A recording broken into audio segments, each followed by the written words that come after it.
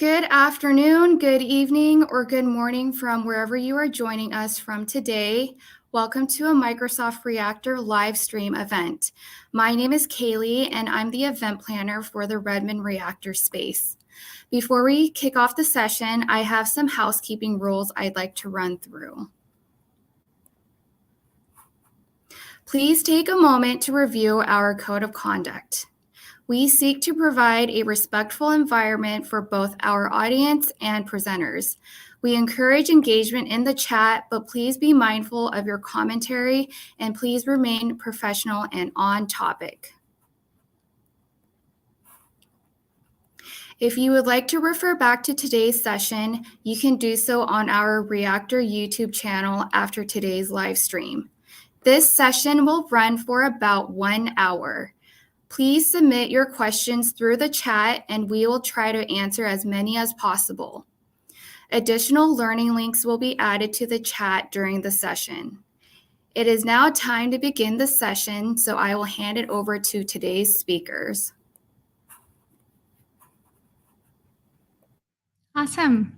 Thank you so much, Kylie. And we're taking over from here. Hi, Waldek. How are you doing today? Hey, Aisha. How are you doing? I'm doing good. Excited for day 2 in Hack Together. We already started seeing some exciting projects coming over, and they already submitted, actually. So I'm really excited to hear more about Graph, deep dive, and maybe live coding a little bit today. Absolutely, right? So for today, day 2, we've got exciting guests. We will learn more about the Microsoft Graph even more, and then we will see in practice, how can you use the latest, newest Microsoft Graph .NET SDK version 5 if you are in Rome, how you can use that to connect to Microsoft Graph from your .NET apps. But first things first, let's have a quick recap at what Hack Together is, what we have done, what we are about to do, and then we will deep dive in Microsoft Graph and .NET. So with that, we will have a quick overview at program, what is it that we do, the coming days, and then we will jump into the main part of the talk. We will recap and then share with you what is next to follow. All right, so overview. What is this hack? For 15 days, we will be here helping you hacking around with Microsoft Graph and .NET, building cool apps, whether it's web app, console app, daemon app, API, .NET MAUI app, UWP app, you name it. As long as it uses .NET and Microsoft Graph .NET SDK, you are in. Submit your hack and be eligible for cool prizes that we have. We will talk about that more. Over the course of the next 2 weeks, you will see us coming up with our guests from community, product groups, MVPs, being here and telling you more about what is it that you can do with Microsoft Graph and .NET. Today we are on March 2, day 2 of the event. We will be back live on March 8, and then we will close down the event with a recap and telling you more about how you can engage with the community that we have around Microsoft Graph. How do you take part? There are just 2 steps you have to do. First of all, register. Why, you ask?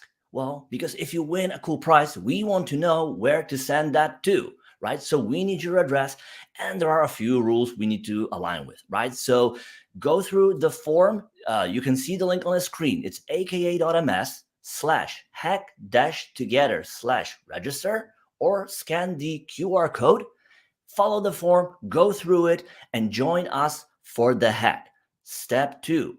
Where is the place to be? The repo that we have. We put together resources and links that will help you hack on Microsoft Graph and .NET. We build even template apps that allow you to kind of short circuit your hack and kind of jump over the first hoop. Like, how do you do auth? How do you get token? We've got that already in place. So if you want to start with that, you can use template apps and you can start hacking away.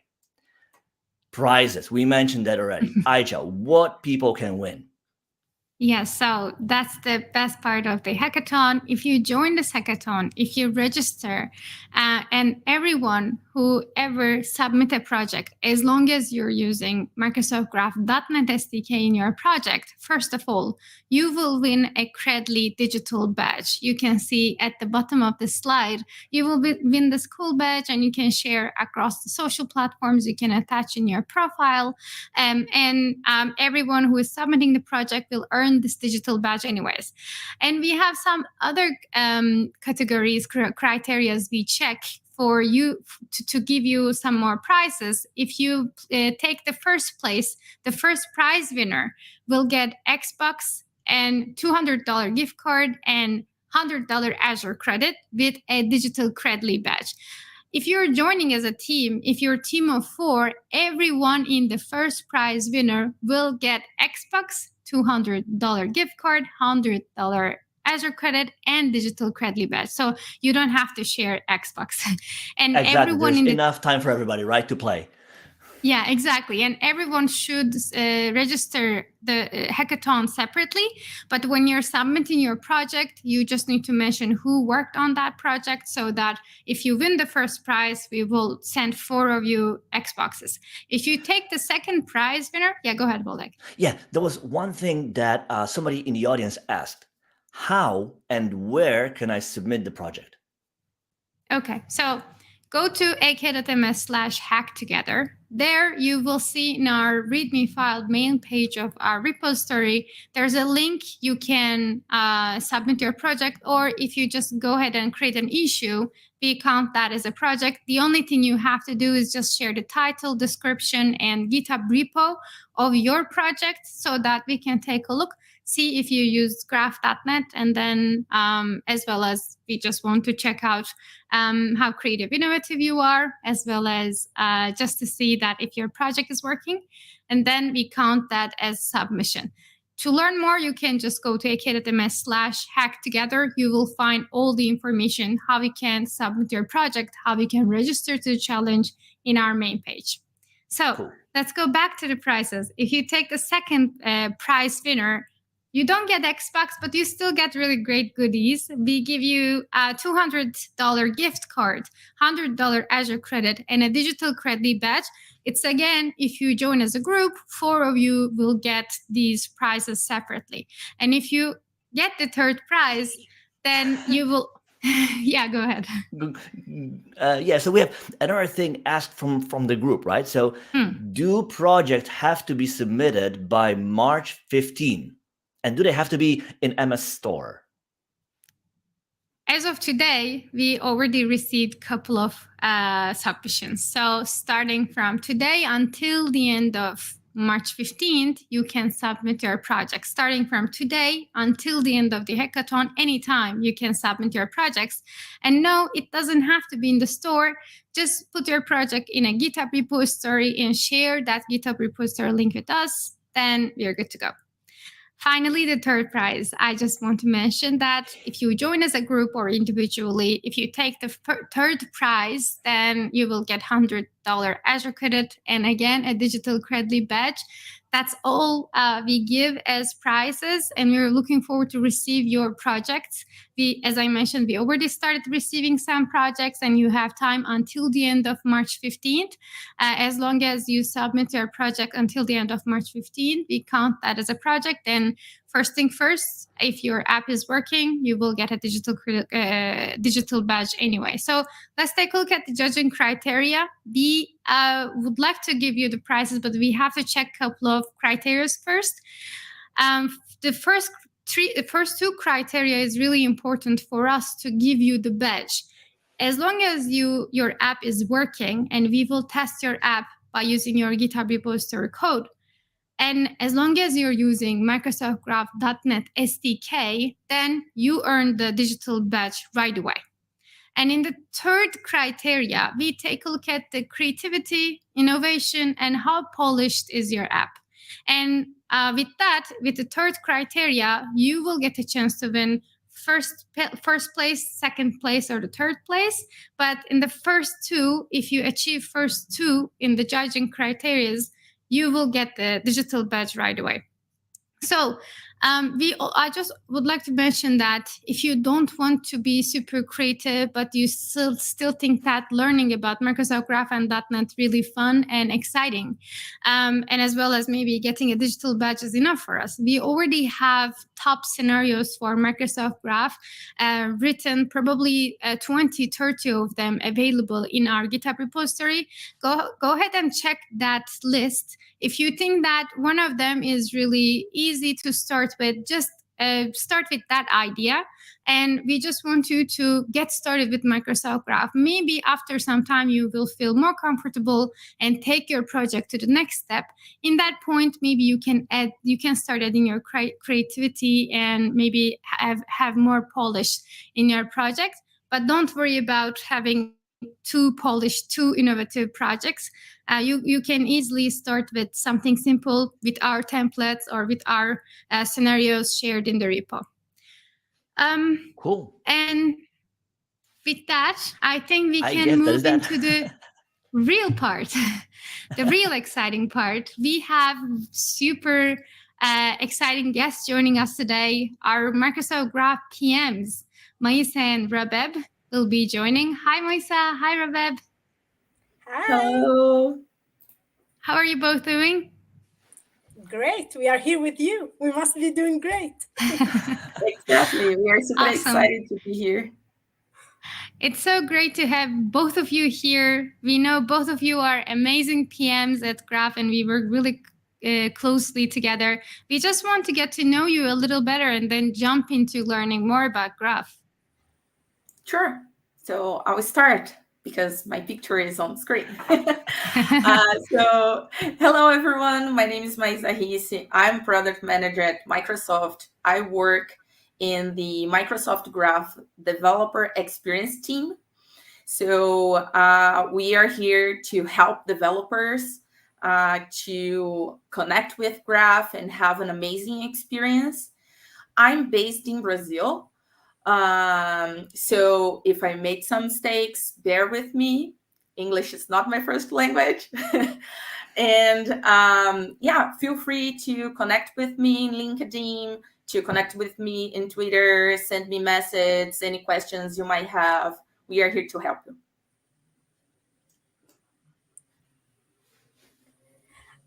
Hello, everyone. My name is Rabeb. I'm also a product manager with Maisa on the same team. We both work on the Microsoft Graph team, more specifically the developer experience team. I am based in the UK. Now that Maisa said it, English is also not my first language, so I'm going to use that as well. We are so happy to be here. We are really excited to see what you will be building in this hackathon. Please feel free to reach out to us if you have any questions or you need help. LinkedIn, Twitter, on the GitHub discussions as well. And yes, welcome to the hackathon. Woohoo! Awesome. This is exciting. And I think it's good that we need to highlight neither of us are native English speakers in this No, session. actually not. Nope. Yeah. So okay. Which languages do we speak among each other? Aicha, you want to go first? Yeah. Which language do you speak? Yeah, my native language is Turkish. Maybe we can ask our participants that they can put it in the chat. Which language is your native language? So my native language is Polish, and I speak Polish, English, and Dutch. Yeah. My native language is Arabic, and I'm fluent in Arabic, French, and English. My native language is Portuguese, and I only speak two, so sorry. It's Portuguese and English. Yeah, that's good enough. So let's get started learning about Graph. We had amazing intro from Scott and Nina yesterday, but we want to deep dive a bit more today to understand how the entire Microsoft Graph thing works. So we will start with Rabeb, and then we will have Maisa over afterwards. So I will remove kindly Waldek and Maisa. We will have a chat with Rabeb, and then we will have you both over again. So, Rabeb, let's get started. Can you tell us what is Microsoft Graph really briefly? Okay. Briefly, that's the challenge with this question. Okay. What is Microsoft Graph? So let's go back to the four of us. We work together, but physically we are in 3 continents, right? 4 countries. We don't work together in a physical space. And yet, I know who Aisha is. If I need to reach out to you, I have your email address. I know which team you're part of. So in a way, I also know the relationship between us, what sort of collaboration we can work together, because I can't expect from you to help me with financial things, for example, because I know like that's not your department, although you might be skilled. I'll test you later on that. Maybe another chat, yes. Right? And so we have all this data, we have all this information in the organization. And I suspect our audience as well, since they are here, I'm sure they have more or less the same M365 data around them in their organization, be it like a workplace or a university as well. So I work with Maisa, and she's in Brazil. If I want to set up a call with Maisa, which happens very often because we collaborate together, I like to know, first of all, when is a good time for Maisa? I know we have different time zones. All I have to do, I go to schedule my meeting, and I have a scheduling assistant who would tell me, oh, here are like the hours of the day that are most suitable for both of you. It also helps me see, is she busy at that time? Is she available or not? Now, in my day-to-day, I don't think so much about this. I know that, I have like contacts, I know the organizations, I know their emails, I know what they do. But if we pause for a second and think about it, these actually pockets of data that are all linked and connected together in such an amazing way that, again, I don't have to think about it. From within Teams, I could do all of this. From within Teams, I can get to the users available, my contacts, organize these meetings, see their calendars, all in one place, because all these pockets of data are connecting together. And maybe, just maybe, that's why it's called graph, because it's that connection that it creates. So in a way, if we can move to the next slide, Aisha. So think of Microsoft Graph as all these like patterns of productivity. When we talk about identity, if you are like signing in, you don't need to think too much about doing it like 3-4 times, because it's different from Outlook to Teams to Excel. Maybe no, it's all under the Microsoft Graph umbrella now. So it's just one time. And luckily, all this wealth and all these capabilities are not just available for us because we are internal to Microsoft. Any of the audience, they have also like access and the relevant tools to be able to build apps that integrate with M365, thanks to the capabilities and the features that Microsoft Graph offers. And as I mentioned, go ahead, Aisha. Yeah, so in that case, can I say every time I ping you on Teams chat, or when I schedule a call in the calendar, or maybe send out an email, add a task in my to-do, I created data in Microsoft 365 Cloud, right? Yeah. And you are probably using an API that is under Microsoft Graph. You're probably using the Outlook API or the Mail API to make that specific call, to say send email. That's what we do. Yeah. In fact. Exactly. So, and as we both mentioned, me and Maisa, we work with the developer experience team, which means that our focus is to make sure that you have the right tools and the right resources to be successful, to whether you are in the beginning of your journey with Microsoft Graph or whether you are experienced, we want to make sure that you have what you need to be able to be successful and build amazing apps. So we do have a set of resources for you. There is the developer portal, aka.ms/graph. We have our documentation as well, and we have tools. Of course, we are in a little bit, we are going to be talking about the .NET SDK. So we have SDKs, we have UI components, and we do have a Graph Explorer as well. I think, Aisha, you want me to talk about the Graph Explorer, right? Yeah, so I mean, no pressure, but that's your product. So we want to learn more about it. And probably that's the easiest place to start learning about Microsoft Graph too. So maybe a little demo would help people to get started building with Microsoft Graph for sure. Yes, absolutely. Yes. So Graph Explorer is a developer tool from the Microsoft Graph team that would allow you to learn about Microsoft Graph, learn about the APIs, test the APIs, discover what's available on Microsoft Graph as well. And I'm not going to spend so much time talking here. Let's go and look actually at the Graph Explorer and see what we can do. So, Aisha, can everyone see my screen now? Yes, we can see your screen. And looking at the Graph Explorer right away. Right. By the way, if you go to ak.ms/ge, then you can go to Graph Explorer and you can start testing with us on live screen.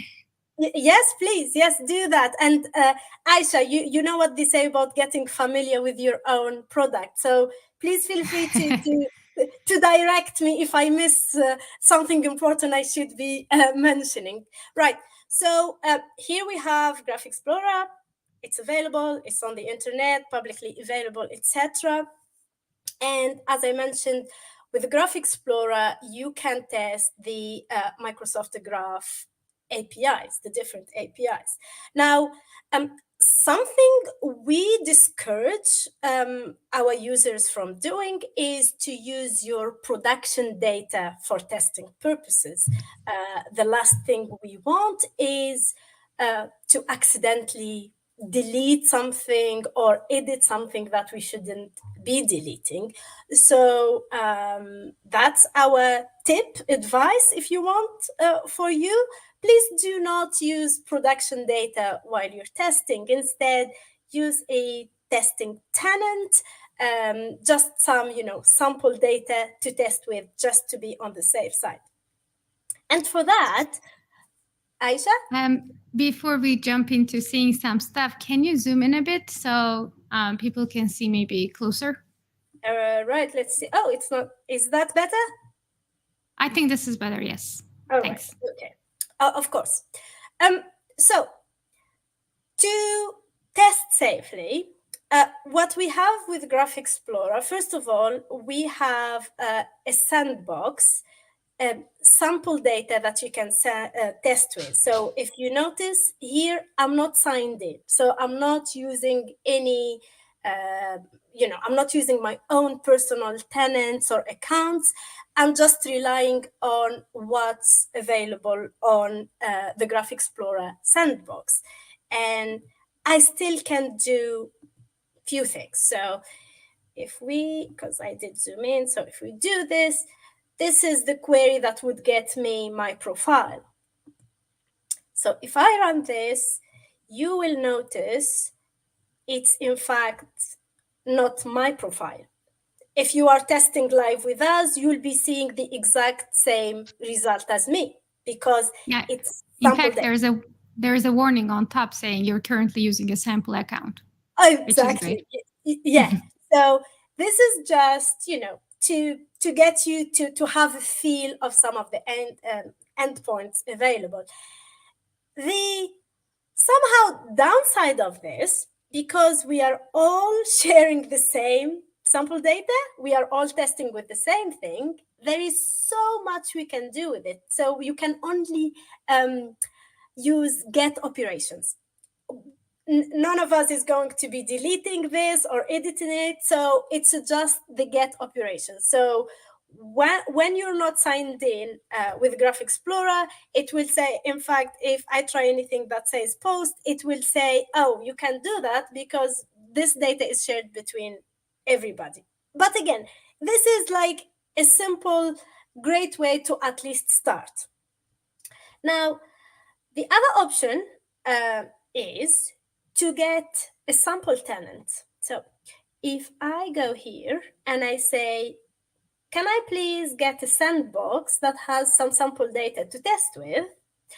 That will take me here to the M365 developer program.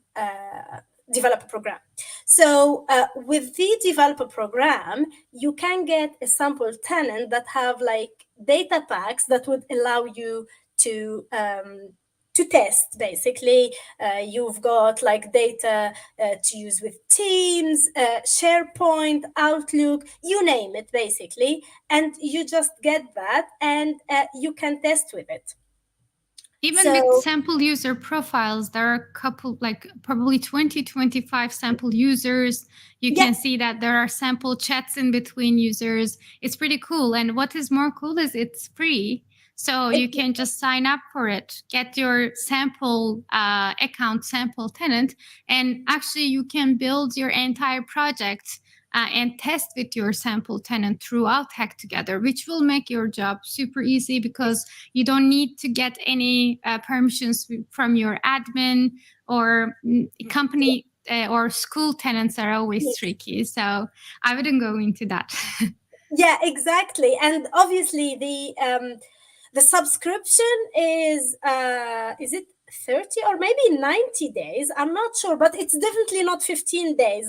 And then you can renew it. So even after the hackathon, if you're still working on your project, if you like this idea and you want to do different, projects, etc., you will still be able to always renew this test tenant to help you.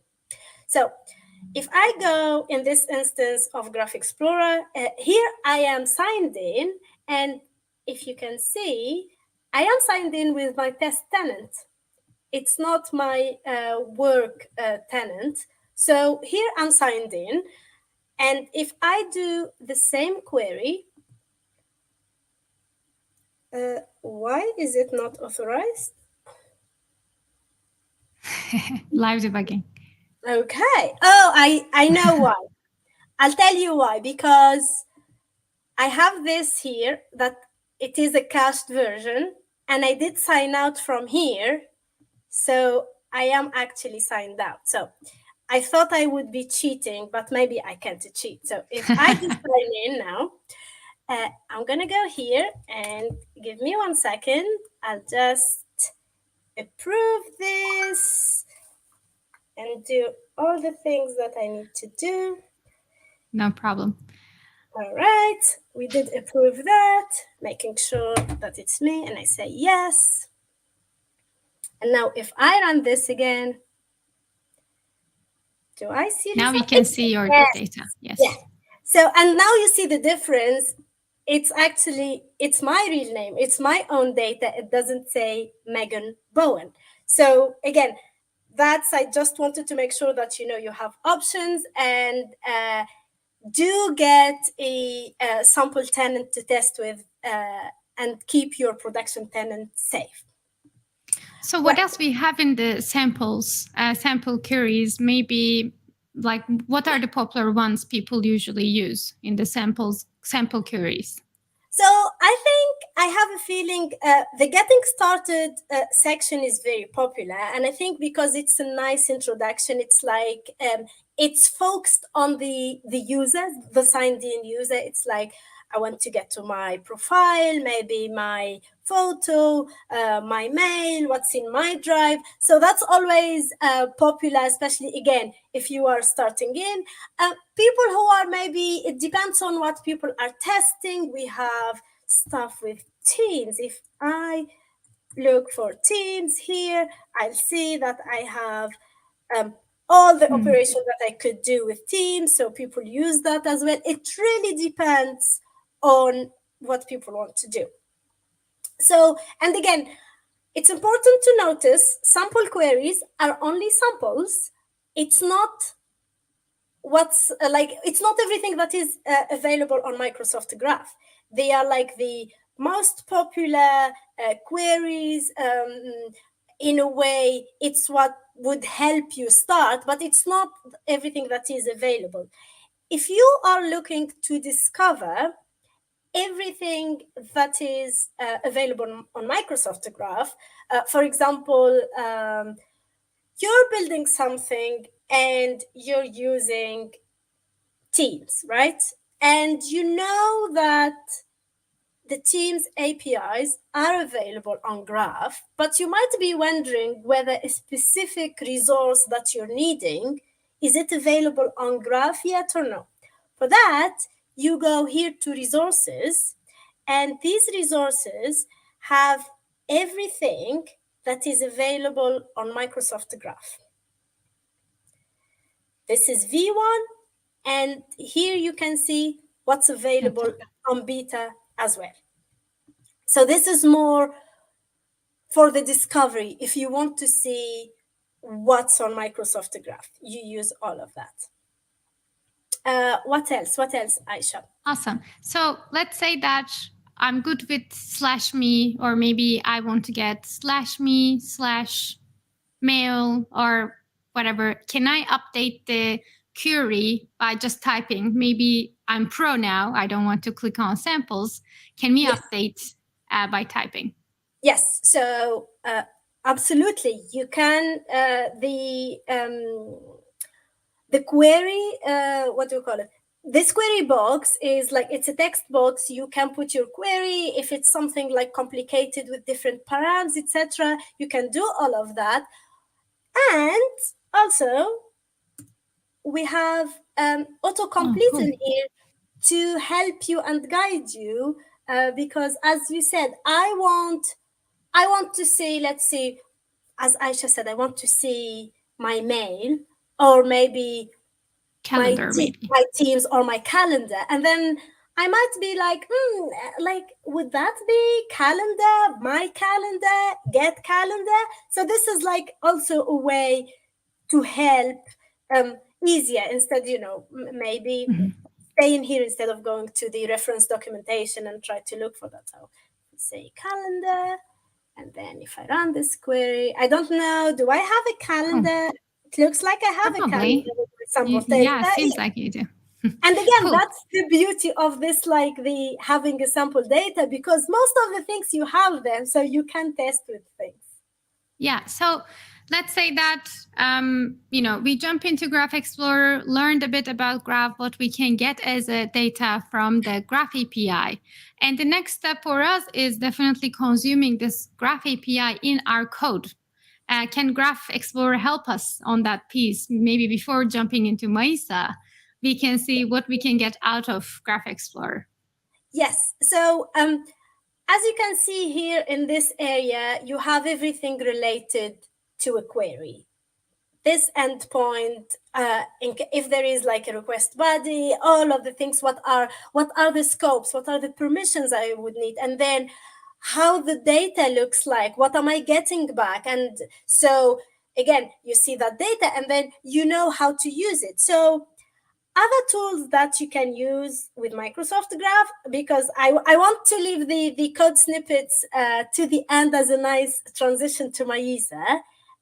Other than that, maybe you are building an application that has a UI. So you can go to the toolkit and see, is there a component related to this? Let's see, for example, for profile, if I run this, it looks like there is a toolkit component here, for example.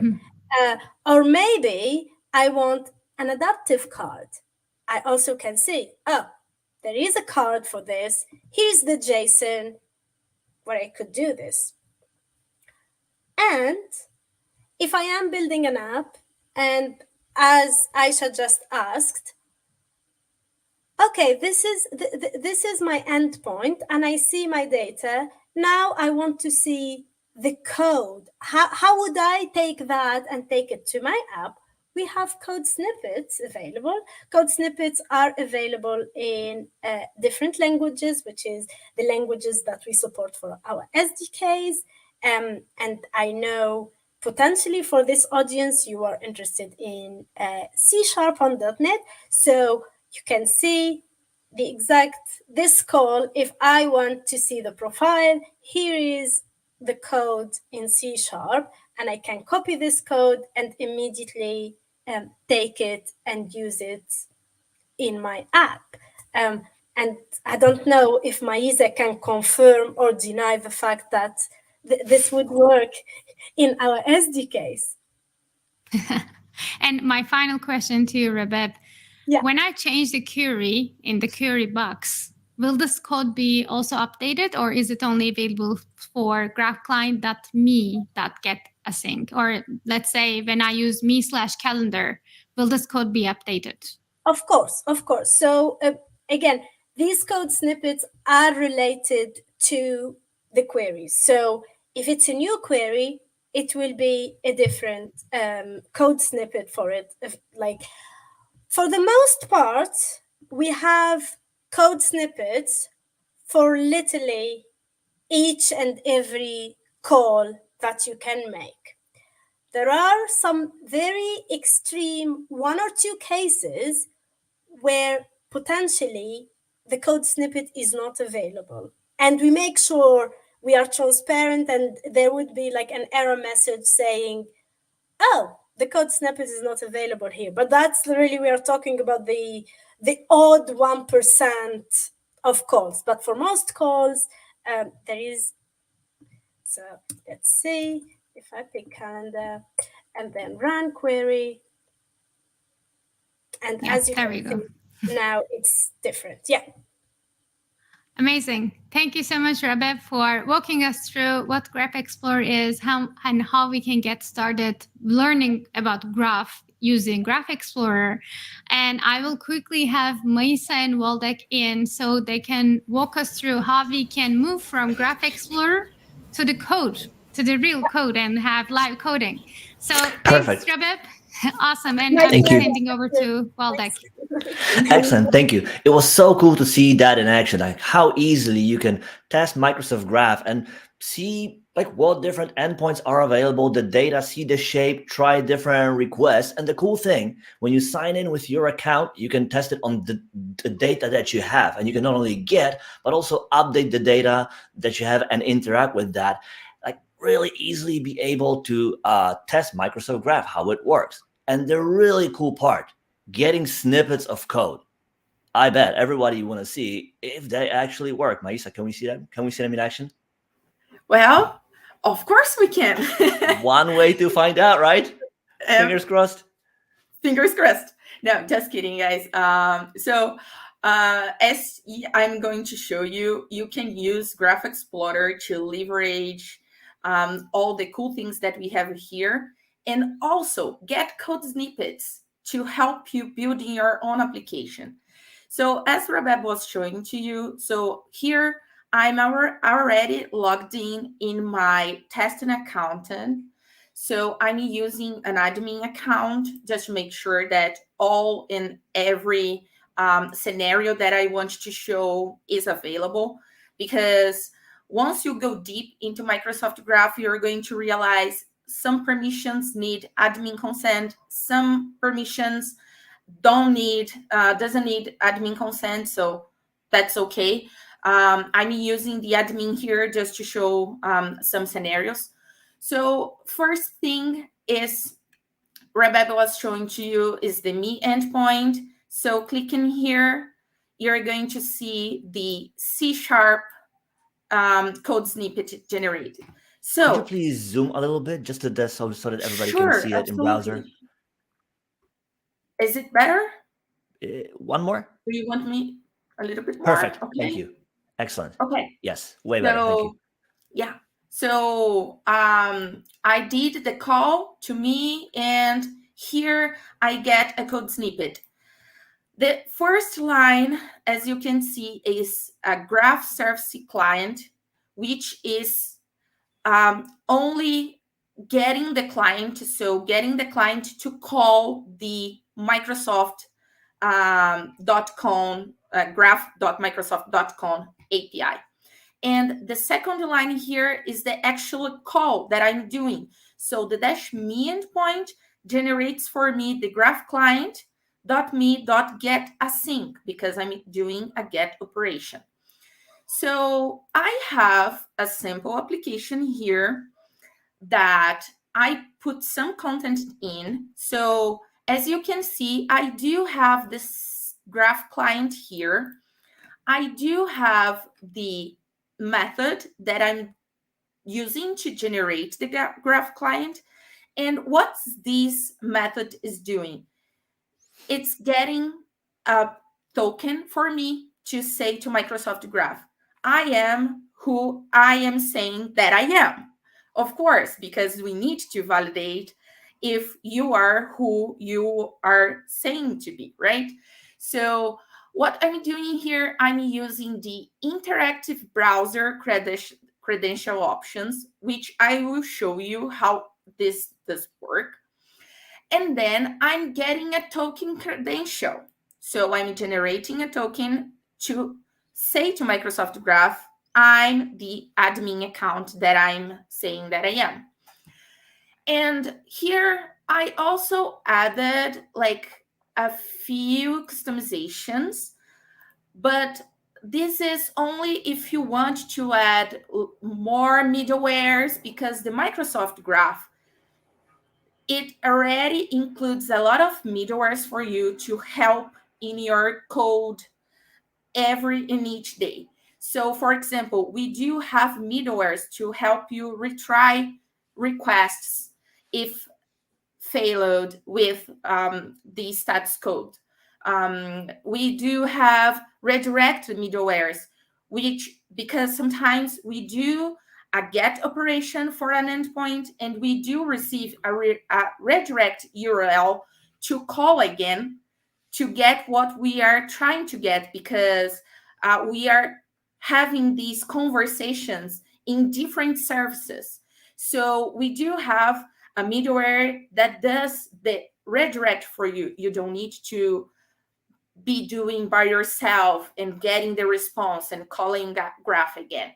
So we do have a way that you can add more middlewares your own, because sometimes you do have some needs that are specifically to your business. And we do have situations where folks want to, for example, add what we call as a chaos handler, which will help you to test your application. Because for common errors, you can force the application to do the zeros, so you can make sure that your application are dealing with all these errors that the API can return to you. But sometimes it's not that easy to force this error. So we do provide the chaos handler, for example, so you can add it to your application and use to test it. All these errors that Microsoft Graph can return to you and make sure that your application is handling the way that needs to be handled. So here, I'm just showing you that you can do it, but I'm using the default graph client, which has already the redirect, the retry, and the telemetry handlers as part of it. Cool. So let's go to the code. So here, let's see it in action, right? Let's see if it actually works, or is it just smoke and mirrors? Yeah. So here, I'm just going to run my application so you can see that I'm not doing anything but getting a client. If VS Code helps me here. Okay, so as you can see, there is you have now a client to call Microsoft Graph. So let's go back to Graph Explorer, get this bad guy here, and see if we can get things to work, right? Perfect. So I'm curious. Yeah, let's see, right? So will this I'm work? going to add the result here. And also, I'm going to call this guy a user, not a var, because I'm returning a user, right? And me because it's me. So better names for our parameters. And then I'm going to add just a print here just for us to see some information. So for example, if I call this, oh, let me save it, right? Let me call it again. Okay, so after calling it, you're going to see that this is showing to you. This is the way I choose to log in the application. So as I mentioned before, the browser interactive way of doing it. So Gotcha. I have the accounts. So this one, the administrator, is the one that I'm using to do this demo. So I need to put my account, I need to put my password, and then you're going to receive a message saying that your authentication was complete. So let's see if I could get the information. See, here is the hello given name. So hello mood. Then I have a hello given name, hello display name, and my email. So hello mood administrator, your email is this one here. So as you can see, you can get the queries that you have in the Graph Explorer and call Graph. But we also can do some customization. So let's say that I don't really want to get all information that is part of the user. I just want, I don't know, a few informations that is important to me. So let's say I want to select, because select is the way we do this. So I want to select a few informations: the ID, the display name, my mail, user principal name, and the day that was created this user. So now, as you can see, I'm not retrieving the given name information anymore because I select only a few information. So let's see what's happened to our application if I call this. I just sign in, another window. Exactly. And then you can see a hello that does not have the mood information anymore because I'm not retrieving the given name, but it's still working for the display name and the mail information, which I am selecting as part of this query here. So this is a get operation. Cool. So why would you choose only to select a few things as opposed to get always everything and then you don't need to update your code? Like, why not do that? To get a better performance, right? Because user objects are huge. They have a lot of different informations from users in general. So to get a performance, a better performance in your application, sometimes you want to select just a few information that what really matters to you. You don't need to get everything that is part of it. But if you want more information, you can retrieve the whole user and use it. So that's perfect. That's a cool thing to do, right? So we did a get operation, right?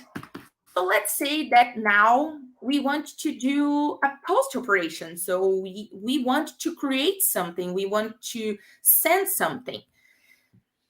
Here again, we have the Graph Explorer, right? So for example, let's say I want to send a message. So I want to send an email for someone from my application. I will try to see if Graph Explorer has the sample for it. So send, let me see, send an email, right? Cool. We do have a send email here.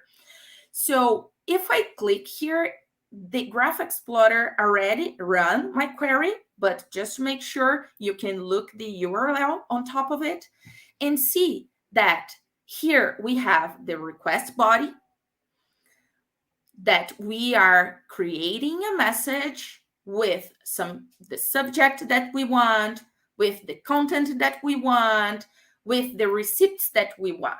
So after having this, we can use it again to go to our application and send an email.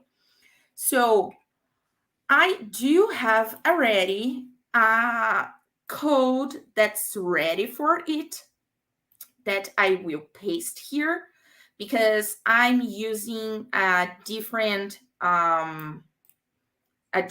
email, because I want you to see that the email is coming through my inbox. So I'm going to select what I have here and paste into my VS. But just to show you again, I'm creating the message, right? Subject, body, receipts.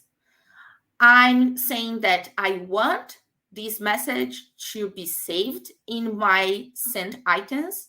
And then I'm creating that object that is in the Graph Explorer, the send mail post request body, and I'm going to send the email to my email, right?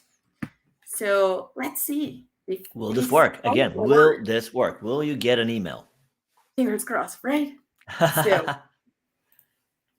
okay, .NET Run. I'm going to log in again. Authentication complete. Yep. And perfect. then message sent. Message sent. So did it arrive though? Did arrive though. Let's see. Look at that. We do have a hello from Graph. Woo-hoo. And the time is the time that it is right now. So it's live. That is working, right? Perfect. That is so cool. We got a few questions folks asked. So first of all, sure. How can they get the SDK? So that's super easy. And I'm showing you right now. So we do have this portal, which you can access through aka.ms-graph, which Rabeb said, mentioned it before. So if you go there, you're going to see this amazing page here, which is our portal to help you start with the Microsoft Graph API, right? You can see that we have the Graph Explorer button right here, right? And we do have our docs. If you go click in the Microsoft Graph docs, you are going to see that we have an overview, the reference documentation, and also you see we do have a download SDKs button here. So you can click it, and you are going to see an overview about our SDKs. This is not only related to the .NET, it's related to all SDKs. But here we have supported language. So if you click on C# here, you are going to see our GitHub repo, that it's our library, the Microsoft Graph.NET Client Library. And if you want to know, for example, how to install, how to create a client, we are also making this content available for you. So install an SDK. You can also see the language we support. Clicking on .NET, you're going to see that you can just install package Microsoft.graph in your command line, or you can also add as part of your .NET application. So I do have, for example, here, the package include to get the Microsoft Graph. And the command that I showed to you here, this install package, it's going to do exactly the same thing. It's going to put this line into your CS project so you can use Microsoft Graph. So perfect. That's how you get the .NET perfect. SDK. Perfect. So we've seen how you can basically the end-to-end story from exploring what is available on Graph, testing queries using the Graph Explorer, getting code snippets that actually work, pasting them in your app and seeing them work, doing auth. We've seen this end-to-end flow, and now we also know that you can get the SDK basically as a NuGet package, just like any other SDK that you would get in .NET. Exactly. Oh, yes, sorry, go on. Yeah, no, just one more mention, because like I said that we have the reference API documentation that you can see here, that we also provide information around everything that we have in Microsoft Graph. So you can see users, groups, applications, calendars, everything here. And also you can use the API reference doc to also get code snippets. So for example, I want to get a user, right? So I can open the API reference doc.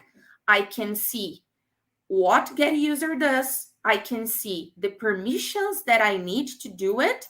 So the user read, it's the least privilege, and the direct read write all, it's the most privilege permission that we need to call this endpoint. And then you see the HTTP request here. And scrolling down a bit, you are going to see the examples. And again, in the examples, you can access the C# code snippet and also Perfect. the other language that we provide.